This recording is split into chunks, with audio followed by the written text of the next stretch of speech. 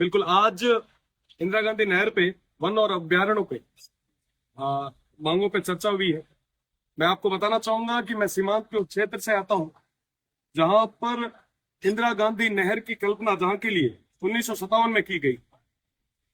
1957 में जब इंदिरा गांधी नहर सिंचाई परियोजना की कल्पना की गई थी, तब ये सोचा गया था कि देश के आखिरी हिस्से तक हम पानी पहुंचाएंगे।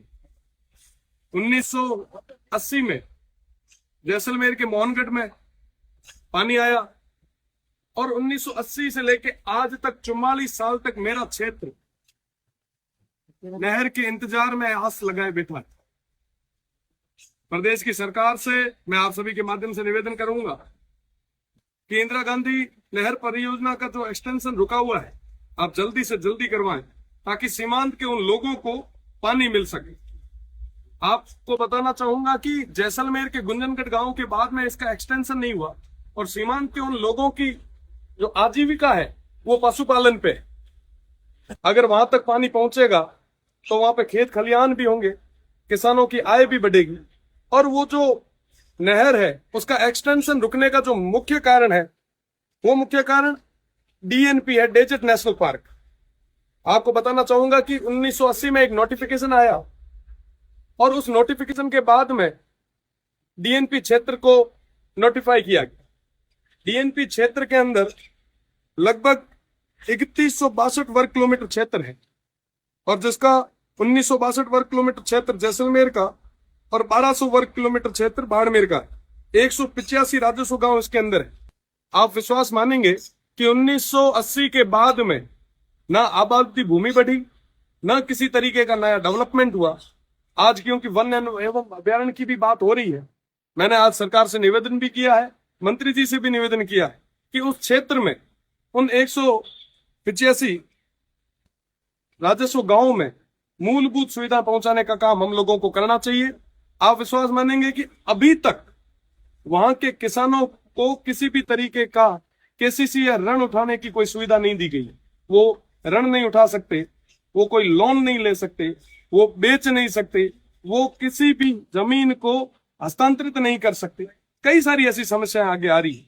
तो इन सब तमाम चीजों को मैंने आज माननीय मंत्री जी के सामने और प्रदेश की सरकार के सामने रखा है।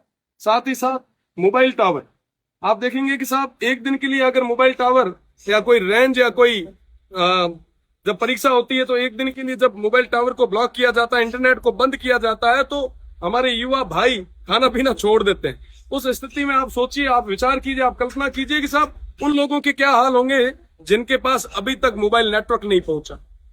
लाइट की हम बात करें तो अभी सब हाहाकार मचा रहे हैं कि साहब हर जगह कटौती हो रही है।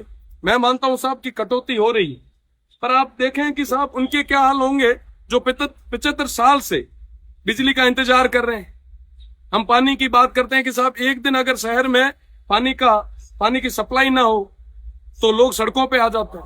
आप विचार करो, जहां तक आजादी के बाद तक जहां पर अभी तक पानी नहीं पहुंचा है उनके क्या हाल होंगे। वाकई स्थिति बहुत ही ज्यादा भयानक है। मैं कहना चाहूंगा मंत्री जी से भी, मैंने मंत्री जी से भी निवेदन भी किया कि एक बार आप आए और उस क्षेत्र को देखें। आप देखेंगे कि भारतमाला जैसा प्रोजेक्ट वहां पे जाके रुक गया। नर्मदा और इंदिरा गांधी नहर परियोजना का जो मिलाने का एक जो सपना था, वो मुझे लगता है कि सपना ही रह जाएगा। अगर हमने मजबूत इच्छा शक्ति के साथ काम नहीं किया तो परिवर्तन नहीं आ पाएगा। सब बड़ी भयानक स्थिति है उस क्षेत्र की। अगर कोई प्रसव समय में कोई हॉस्पिटल तक जाना भी चाहे तो दूर दराज तक कोई हॉस्पिटल नहीं है और रोडें भी नहीं। कई बार जच्चा और बच्चा दोनों की मृत्यु हो जाती है। वाकई स्थितियां बहुत खराब है।